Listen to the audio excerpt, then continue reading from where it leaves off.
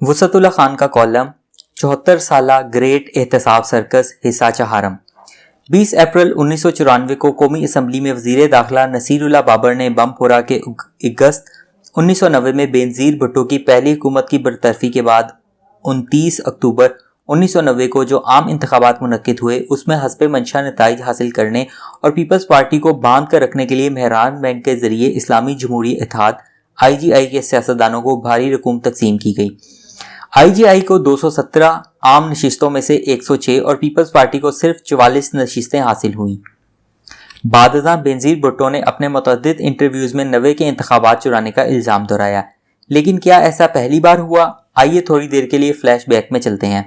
یحییٰ حکومت نے 1969 کے آخری مہینے میں اعلان کیا کہ اگلے برس اکتوبر میں ملکی تاریخ میں پہلی بار ایک آدمی ایک ووٹ کی بنیاد پر آئین ساز اسمبلی کے انتخابات منعقد ہوں گے۔ بعد ازاں مشرقی پاکستان میں شدید سمندری طوفان کے سبب ان نتائج کی تاریخ کو دسمبر کے پہلے ہفتے تک بڑھا دیا گیا۔ ایک برس پہلے انتخابات کی تاریخ کا اعلان کا نتیجہ یہ نکلا کہ سیاسی جماعتوں نے جنوری 1970 میں ہی انتخابی مہم شروع کر دی۔ 11 ماہ پر مشتمل یہ مہم غالباً دنیا کی سب سے طویل انتخابی مہم تھی۔ تاریخ میں ان انتخابات کو اب تک کے سب سے شفاف انتخابات بتایا جاتا ہے، مگر اس کا ذکر خال خال ہی ہوتا ہے کہ یحییٰ خان نے انتخابی عمل کی مانیٹرنگ کے لیے ایک نیشنل سیکیورٹی کونسل تشکیل دی، جس کا نگران میجر جنرل غلام عمر کو بنایا گیا۔ کونسل میں انٹیلیجنس بیورو IB سمیت جملہ حساس اداروں کی نمائندگی تھی۔ دی نیشن لاہور میں 17 اگست 1997 میں شائع ہونے والے الطاف گوہر کے ایک مضمون میں کہا گیا کہ سیکیورٹی کونسل کو 29 لاکھ روپے کا بجٹ دیا گیا تاکہ مشرقی و مغربی پاکستان میں دائیں بازو کی جماعتوں قیوم لیگ، جماعت اسلامی وغیرہ اور بائیں بازو کی چین نواز نیشنل پارٹی بھاشانی کی انتخابی مدد ہو سکے۔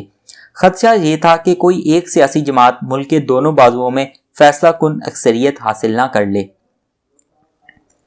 سابق ڈائریکٹر IB اور IG پنجاب راؤ عبدالرشید نے 1950 میں شائع ہونے والی اپنی کتاب جو میں نے دیکھا میں بتایا کہ یحییٰ دور کے ڈائریکٹر IB NA رضوی نے قیوم خان کی مسلم لیگ کی انتخابی مدد کے لیے صنعت کاروں اور بڑے تاجروں سے سیاسی چندہ وصول کیا۔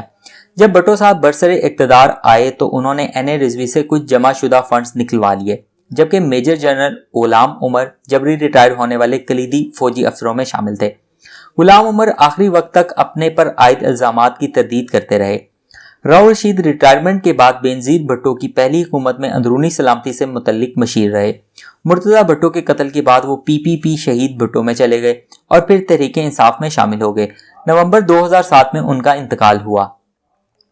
بھٹو صاحب نے اختیارات سنبھالتے ہی جن اعلیٰ فوجی افسروں کو فوری ریٹائر کیا ان میں میجر جنرل ابوبکر عثمان مٹھا بھی شامل تھے۔ ان کا انتقال 1999 میں ہوا۔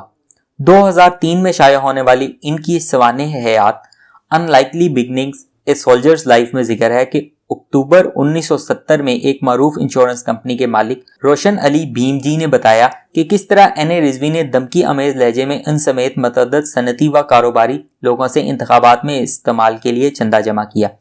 ایکسپریس ٹریبیون میں مارچ 2012 میں بریگیڈیئر ریٹائرڈ اثر منیر کے شائع ہونے والے ایک مضمون کے مطابق نیشنل سیکیورٹی کونسل نے حکومت نواز اسلام پسند سیاسی جماعتوں کی مالی پشتپناہی کی۔ اسد منیر نے 2 برس سے جاری 3 نیب انکوائریوں سے دل برداشتہ ہو کر 16 مارچ 2019 کو خودکشی کر لی۔ انہوں نے چیف جسٹس کے نام ایک نوٹ چھوڑا۔ ان کے مطابق میں ہتکری میں میڈیا کے سامنے پریڈ کروائے جانے کی ذلت برداشت کرنے کی بجائے خودکشی کر رہا ہوں۔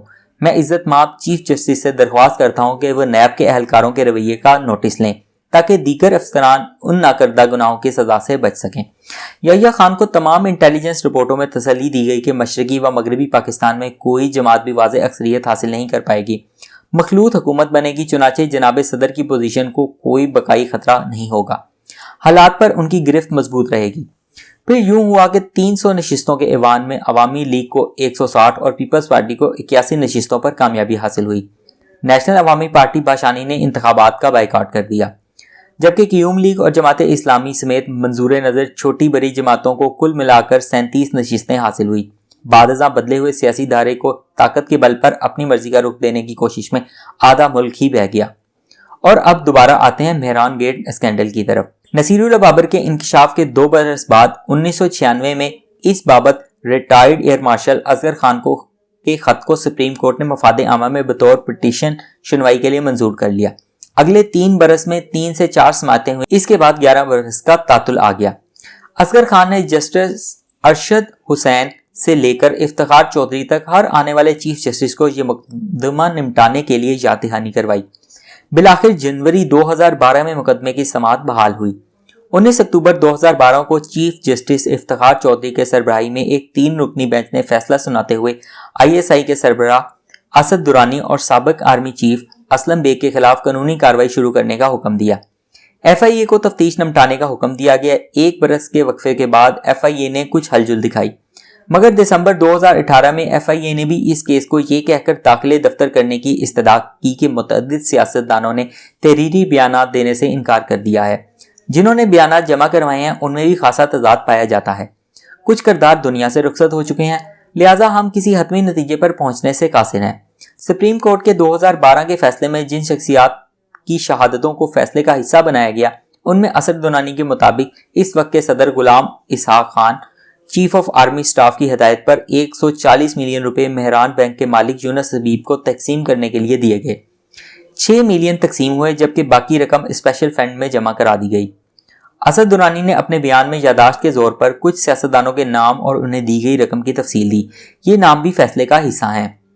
ان کے بیان کے برعکس یونس حبیب نے اپنے بیان میں کہا کہ ان نے سیاستدانوں میں تقسیم کے لیے 1 ارب 48 کروڑ روپے جمع کیے۔ اس رقم میں سے 140 ملین بانٹے گئے اور باقی واپس کر دیے گئے۔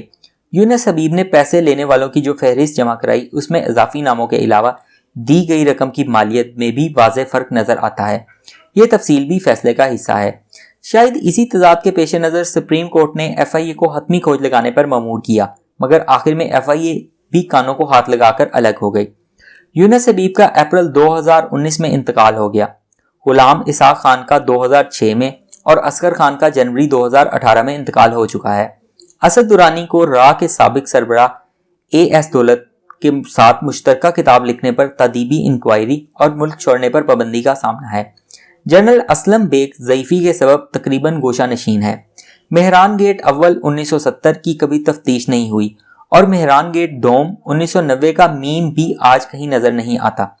قصہ جاری ہے۔